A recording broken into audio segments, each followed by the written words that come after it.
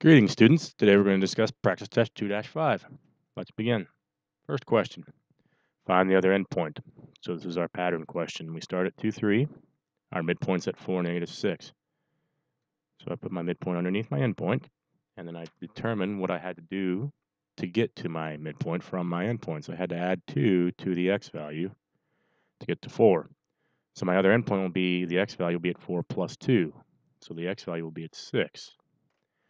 For the y value, I had to subtract 9.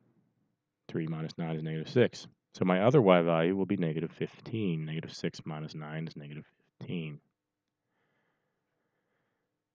All right, question 2. Mark the angle inside the triangle to indicate they are congruent. All right, so these are already marked.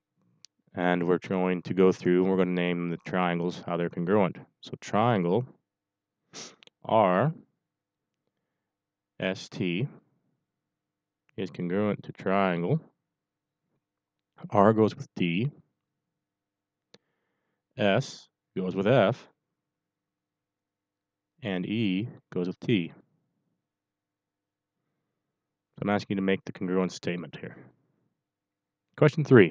These are alternate interior, so these will be congruent. 22x minus 2 will be equivalent to 4 plus 21x. Taking 21 from 22, x yields x, and adding 2 to 4 yields 6. X here is 6. Question 4. This is an exterior angle, so I will subtract these two to get the other interior angle, and it will be 30 degrees. So these two interior angles, these remote interior angles, add up to make the exterior angles. And that's from the triangle sum theorem. Every triangle makes 180. So all three of these angles make 180. Therefore, when these two add together, if you subtract them from 180, you get this one. That's why this one is equal to these two added together. All right. Question 5. This triangle is a side-angle-side congruence because the side is shared. So these two sides, x plus 20 and 9, will be equivalent in value. Taking 20 from 9 yields -11. Question 6. This is 90, this is 30, so I'm going to add 90 and 30. That's 120. I will subtract that from 180 to get the missing angle, which is 60. So this angle here that is missing is 60, therefore x plus 70 will equal 60, and x must be -10. Because 70 minus 10 is 60. All right, question 7, centroids. So again, the concept of centroid here is that it is 2/3 of the way from any of the vertices on the triangle. So if BG is 4, if this length is 4 from B to G, that would mean that G to T would be 2 because it's half as long. And the entire length from B to T would be 4 plus 2, or 6. So I got 4, 2, and 6. Here, if Y to V is 8, this length here, that would mean that H to V is 4. And the entire length, H to Y, would be 12. So what did I ask you here? I asked you for VH, so my answer here is 4. I asked you for VH on this one, not for HY. All right, solve for X on this mid-segment. So again, the mid-segment is half the length of the entire side it corresponds with, its parallel width. So I'm going to times this by 2, and it's going to equal that side on the triangle, by 3x minus 4. So I'm going to times this by 2. It's going to be 4x minus 12. That will be equivalent in value to 3x minus 4, because twice the mid-segment is the side length on the triangle. Taking 3x from 4x yields x, and then adding 12 to -4 yields 8. You can verify your work. 24 minus 4 is 20, and 16 minus 6 is 10. So 10 and 20 are the lengths here. All right, if QV is 8, so QV is 8, and QP is 10. This is another Pythagorean theorem question. It might be useful to redraw the triangle to the side here. So we have triangle QPV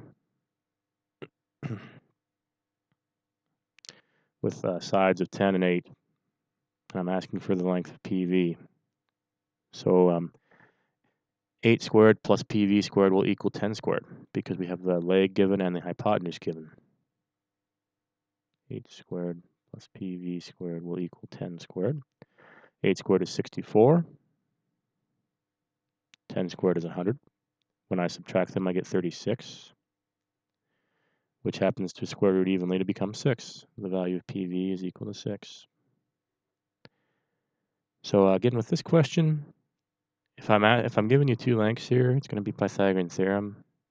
And if I give you the hypotenuse and a leg, you have to subtract, versus if I give you two legs, where you add, which is what we did last week, this question. I shouldn't say last week, before the break, before Thanksgiving break. All right. Next set of questions. Say if it's concave or convex. Concave, again, caves in on itself. It has a little cave or a little area for somebody to live in or to stay in. So this is concave. This is convex. This points out.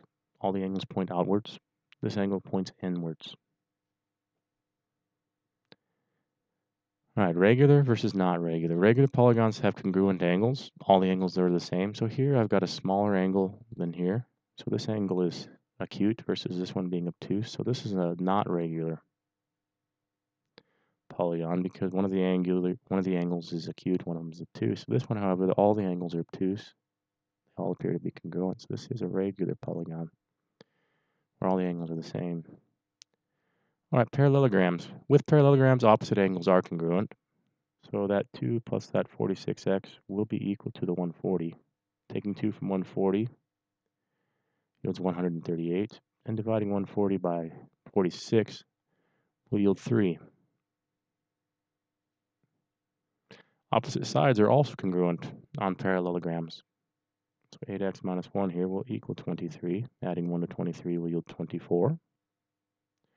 And dividing 24 by 8 will yield 3.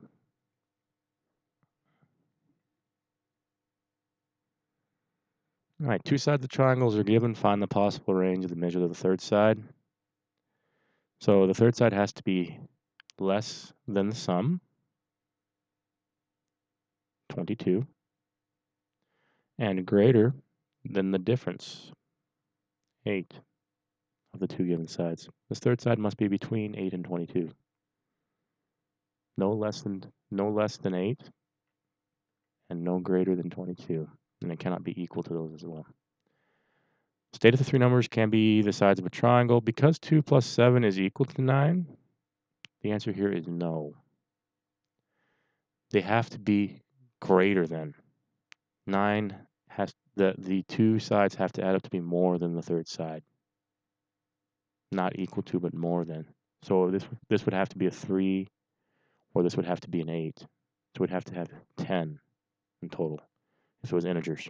I could have it as a 2.1 and it'd be 9.1. That would work. 2 and 1/10 plus 7 would be 9 and 1/10, and that would make a triangle because that would be 9.1 is greater than 9. All right, question 19. State the type of congruence here. They do share a side. That side in between is shared. So we got two angles with a shared side in between. Those two angles.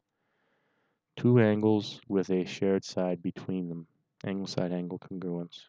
Shared side between two angles. Classify the triangle. So here I don't have any congruent sides, so this will be scalene. And I have one angle that's bigger than 90, less than 180.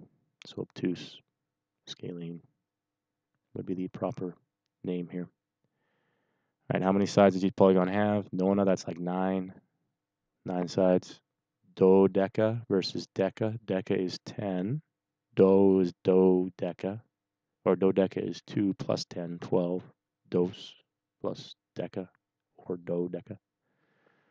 All right, so the hept and the hexa can be difficult to remember. The way I remember this is that the hex is like 6, because it's got the x there, and the hept does not have the x. So this is 7 sides. And the eightagon, of course, is 80. So again, we have the quadrilateral, or excuse me, we have the triangle, the quadrilateral, the pentagon, the hexagon, the heptagon, the nonagon, the decagon, which is 10. The 11gon, we don't have the name, we don't use the name for. We do use the name for the 12 gone, which is dodecagon. And then after that, we just call them by their number: 13 gone, 14 gone, 15 gone, 16 gone, by their number of sides. All right, so point slope form for the line perpendicular. So again, the equation here I'm going to use is y minus y1 equals m times the quantity x minus x1. My slope perpendicular is going to be 2/3 because I want perpendicular to the given line. So I take it, I flip it, and I negate it. So it's negative 3 halves right now. I'm going to make it 2/3 to be perpendicular. So y plus 4, because mine is negative 4, y plus 4 equals 2/3 times the quantity x plus 3. There is my slope, or my point slope form of that equation.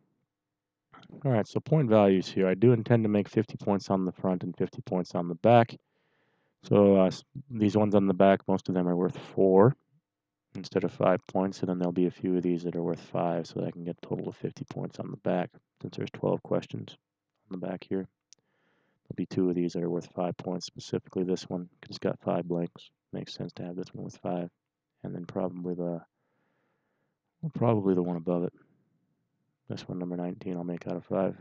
That way it ends up 50 on the back, 50 on the front. Come in if you want some help. Good luck.